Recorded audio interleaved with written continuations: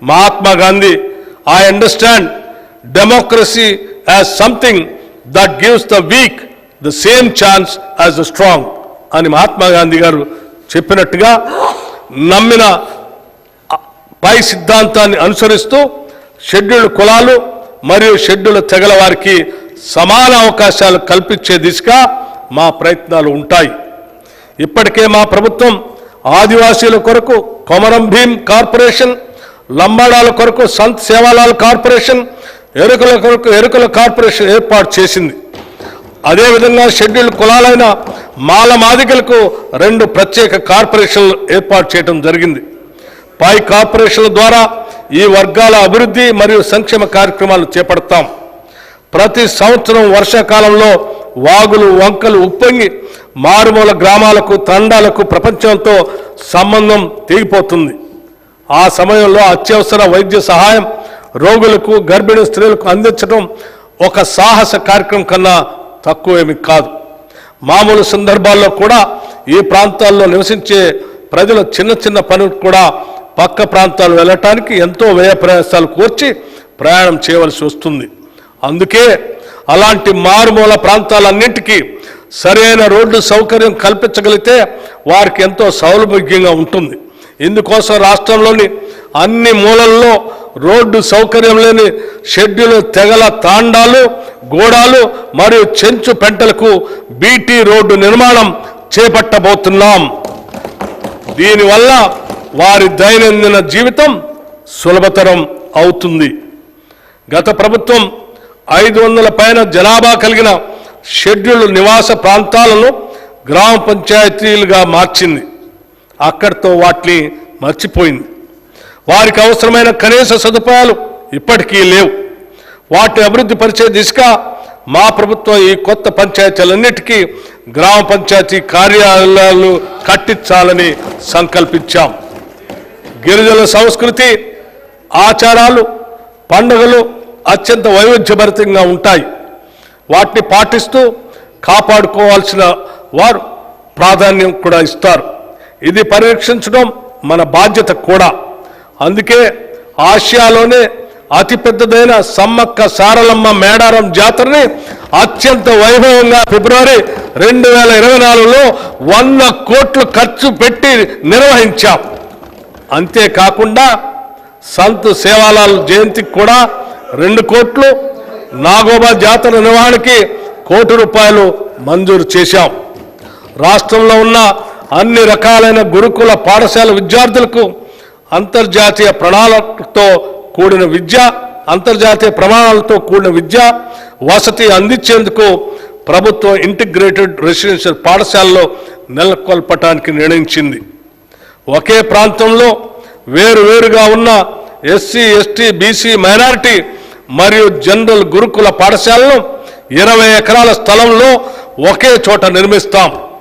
ఆ పాఠశాలకి అంతర్జాతీయ ప్రమాణాలతో కూడిన అన్ని రకాల సౌకర్యాలు ఏర్పాటు చేస్తాం.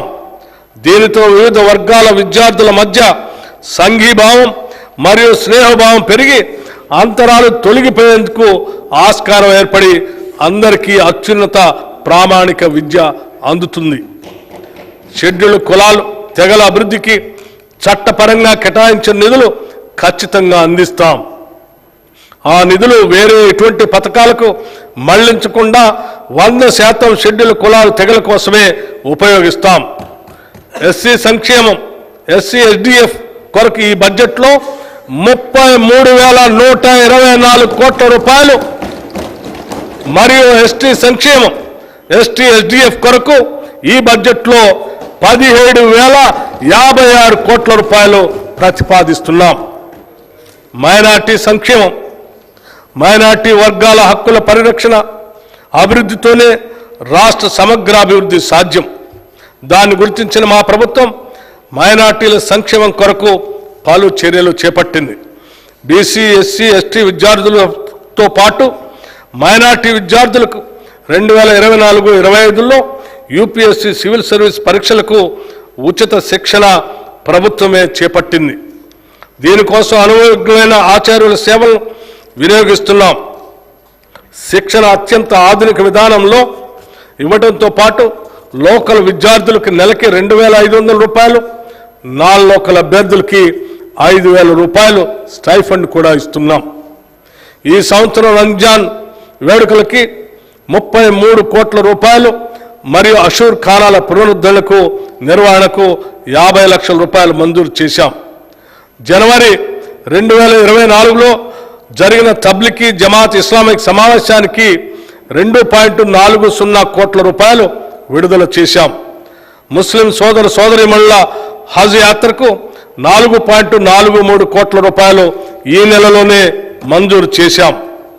మైనార్టీ సంక్షేమ శాఖకు ఈ బడ్జెట్లో ఎప్పుడూ లేని విధంగా 3,003 కోట్ల రూపాయలు ప్రతిపాదిస్తున్నాం. బీసీ సంక్షేమం మన రాష్ట్ర జనాభాలో అత్యధిక శాతం ఉన్న వెనుకబడిన తరగతుల అభ్యున్నతికి మా ప్రభుత్వం కట్టుబడి ఉంది. వారి వికాసానికి పలు పథకాలని ప్రవేశపెడుతున్నాం. కళ్ళు గీత కార్మికులు తరతరాలుగా తమ వృత్తిని నమ్ముకొని జీవిస్తున్నారు. కళ్ళు గీసే క్రమంలో వారు తరచుగా ప్రమాదాలకు గురై ప్రాణాలు పోగొట్టుకుంటున్నారు లేదా శాశ్వతంగా వికలాంగులు అవుతున్నారు. అటువంటి పరిస్థితుల్లో వారి కుటుంబం మొత్తం ఆర్థిక ఇబ్బందుల్లోకి నెట్టబడుతున్నారు. అయితే ఈ మధ్య కొత్త సాంకేతికతతో గీత కార్మికుల ప్రాణాలు కాపాడే ఒక పరికరం ఐఐటి హైదరాబాద్ వారు తయారు చేశారు. ప్రభుత్వం ఈ పరికరాన్ని పరిశీలించి రాష్ట్ర వ్యాప్తంగా ఉన్న కళ్ళు గీత కార్మికులకి అందజేయాలని నిర్ణయించింది.